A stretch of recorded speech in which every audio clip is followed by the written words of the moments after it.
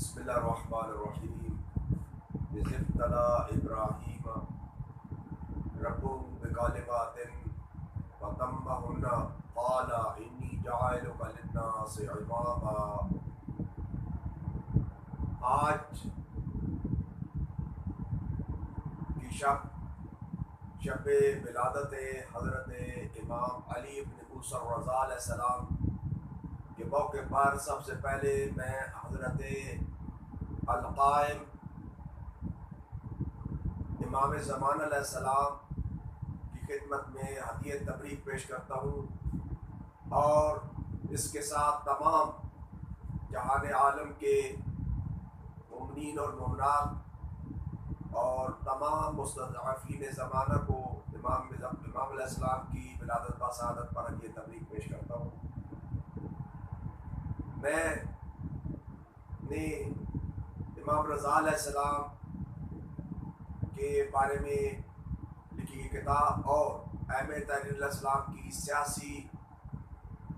زندگی اور مذہبی زندگی، یعنی امام علیہ السلام نے مختلف سیاسی حالات و واقعات میں جو دین اسلام کی ترویج کے لیے اقدامات اٹھائے، اور امام علیہ السلام امام علی ابن موسیٰ رضا علیہ السلام ان پہلوؤں پر گفتگو کرنے کی خدا و تعالیٰ سے توفیق طلب کر رہا ہوں کہ مامون کی منافقت کہ جس سے اس نے امام علی ابن موسیٰ رضا علیہ السلام کو مدینہ سے خراسان طلب کیا اور اپنے فوج لشکر کو بھیج کر امام علیہ السلام کو خراسان لے آیا، اس کی وجوہات کیا تھی؟ سب سے پہلے کہ امام علیہ السلام 11 ذی القعدہ کو اس دنیا میں تشریف لائے۔ آپ کا لقب رضا، صابر، صادق، ذکی، ولی اور کنیت ابو الحسن تھی۔ امام علیہ السلام کا تیسرا مرحلہ یعنی ائمہ معصومین علیہ السلام کی زندگی کو، ادوار کو جب تاریخی حوالے سے اور حالات و واقعات اور اس دور کے جو مختلف طبقات تھے، ہر لحاظ سے سیاسی، مذہبی، ان حوالوں سے تقسیم جو کیا جاتا ہے، تو امام علیہ السلام کو جو دور تھا وہ تیسرے مرحلے میں داخل ہوا تھا، کیونکہ امام علیہ السلام حضرت علی علیہ السلام، حضرت امام حسن مجتبیٰ علیہ السلام، حضرت امام حسین علیہ السلام کا قیام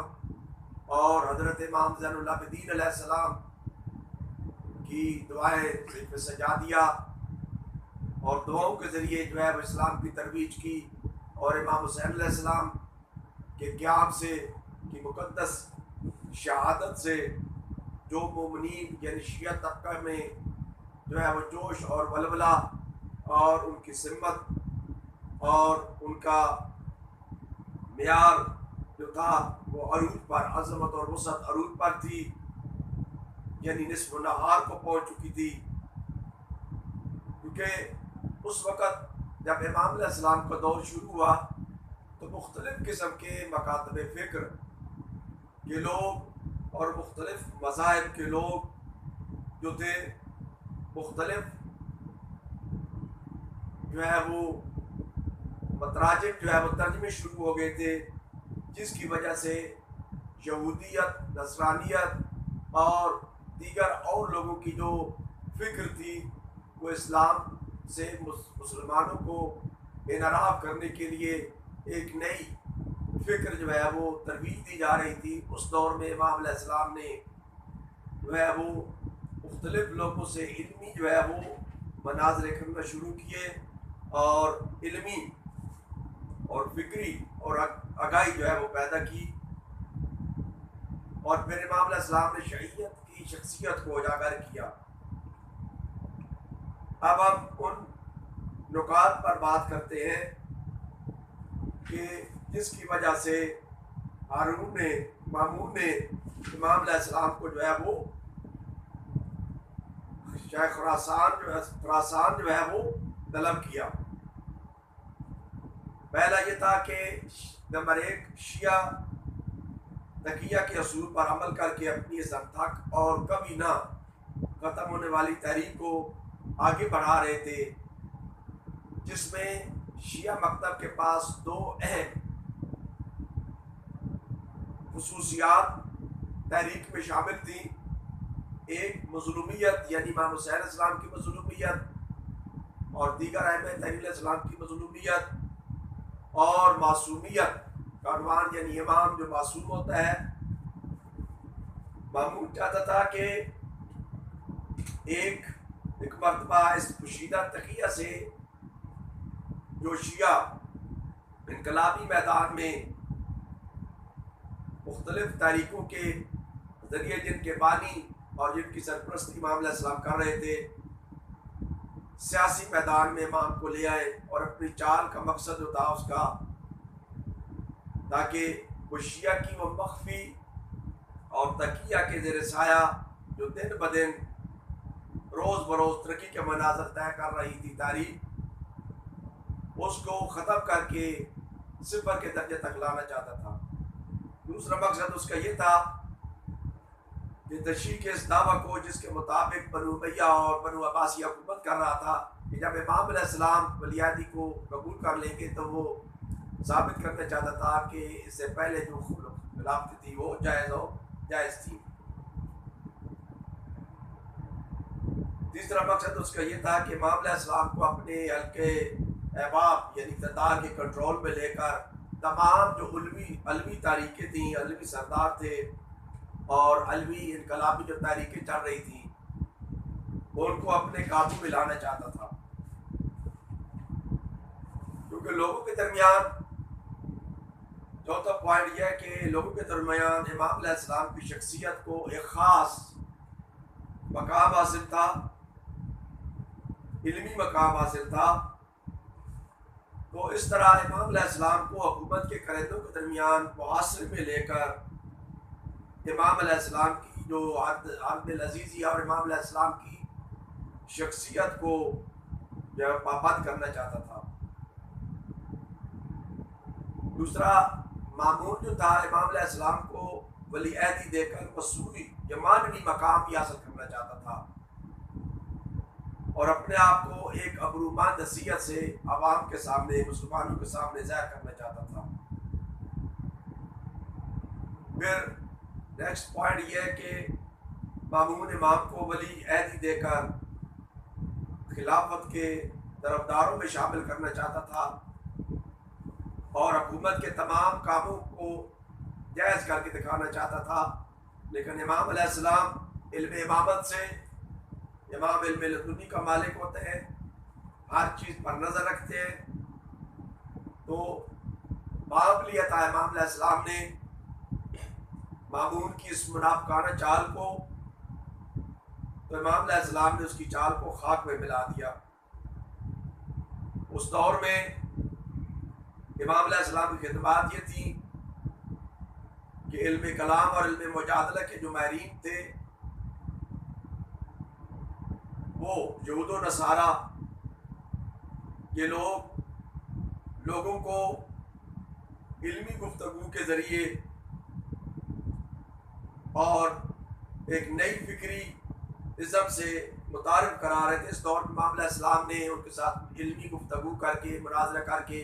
امام علیہ السلام نے اسلامی فکر کو، جو حقیقی فکر ہے، جو مکتب اہل بیت کی فکر، دین حق کی فکر ہے، اس کو لوگوں کو کے سامنے اجاگر کیا، اور شخصیت کا اصل ہدف مکتب مولا متقیان علی بن ابی طالب علیہ السلام کا چہرہ روشن کیا،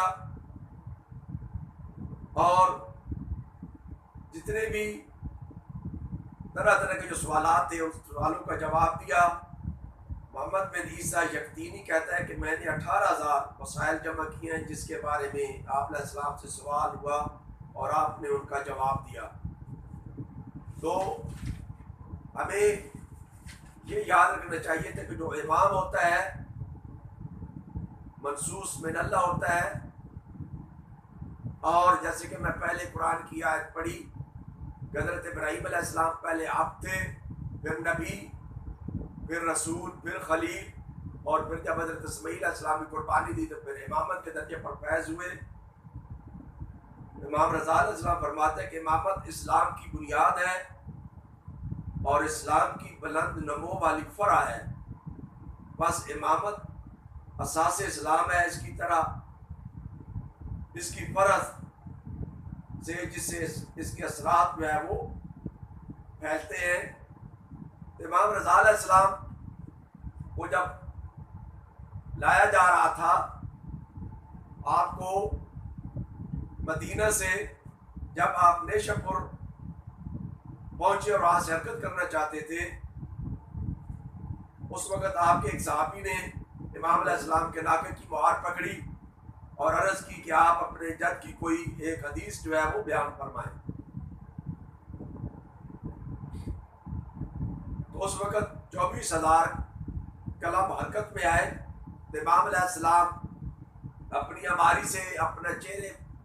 انور باہر کر کے فرمایا تھا کلمۃ لا الہ الا اللہ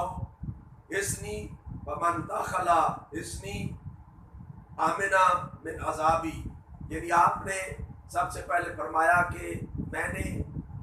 یہ حدیث اپنے بابا حضرت امام موسیٰ کاظم علیہ السلام سے سنی، اور انہوں نے اپنے بابا حضرت امام جعفر صادق علیہ السلام سے، اور یہ سلسلہ حضرت رسول خدا صلی اللہ علیہ وسلم تک اور حضرت جبرائیل علیہ السلام تک، اور جبرائیل علیہ السلام سے کہا کہ اللہ تعالیٰ نے فرمایا کہ یہ پورا مقدس سلسلہ جس میں کسی قسم کی شک و شبہ کی گنجائش نہیں، وہ آپ نے فرمایا کہ کلمہ لا الہ الا اللہ ایک قلعہ ہے، جو اس میں داخل ہوگا وہ امن، عذاب سے امن میں ہوگا۔ پھر امام علیہ السلام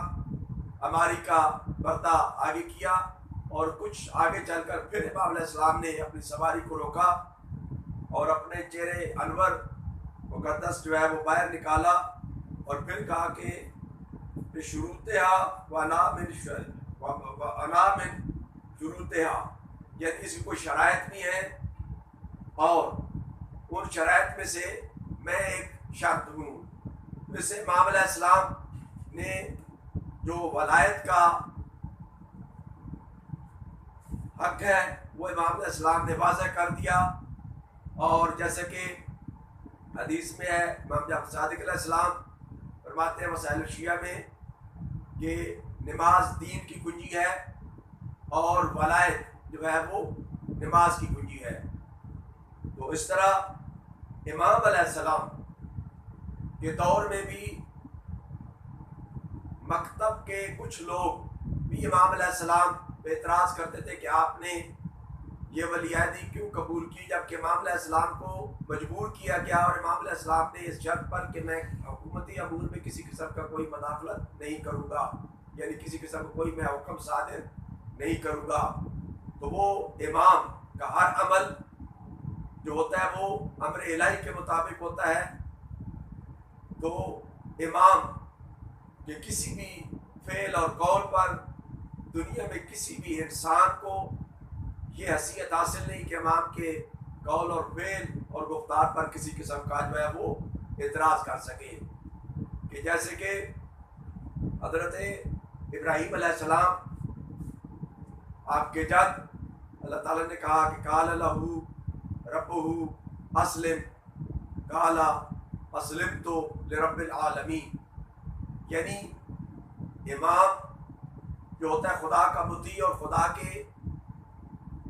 ہر امر کے تابع جو ہے وہ اقدام ہوتا ہے، اور رسول پاک صلی اللہ علیہ وسلم کی مشن کا وارث ہوتا ہے، علم کا وارث، دین کا وارث۔ اس وجہ سے اس دور کے شیعہ ہوں چاہے اس دور کے مکتب تشیع ہو، امام کی ہر بات جو ہے وہ اس کے لیے اطاعت کرنا اور اس کے سامنے سر تسلیم خم کرنا جو مکتب تشیع کا ہر فرد ہے اس کے اوپر جو ہے وہ واجب ہے۔ تو یہ امام علیہ السلام کی شخصیت، جو امام علیہ السلام کو ولی عہدی کا عہدہ دے کر معمول حاصل کرنا چاہتا تھا، امام علیہ السلام کا تدبر، امام علیہ السلام کی حکمت عملی، امام علیہ السلام کی تحریک اور شیعوں میں شیعیت کا اور حقیقی اسلام کا جو رخ امام علیہ السلام نے جو ہے وہ نمایاں کیا، وہ اس سے پہلے وہ موقع نہیں ملا۔ اس وجہ سے امام علیہ السلام کا ہر اقدام، امام علیہ السلام کا اقدام جو ہے وہ ایسا تھا جو مدبرانہ تھا اور بصارت پر مبنی تھا اور عین دین الہی اور حکم خدا کے مطابق تھا۔ اللہ تعالیٰ ہمیں ہر امام کی زندگی کا مطالعہ کرنے کی اور امام کی حکمت عملیوں کو سمجھنے کی اور اس پر عمل پیرا ہونے کی توفیق اور حاجت فرمائے، اور امام زمان علیہ السلام کے ظہور میں تاجیل فرمائے۔ والسلام۔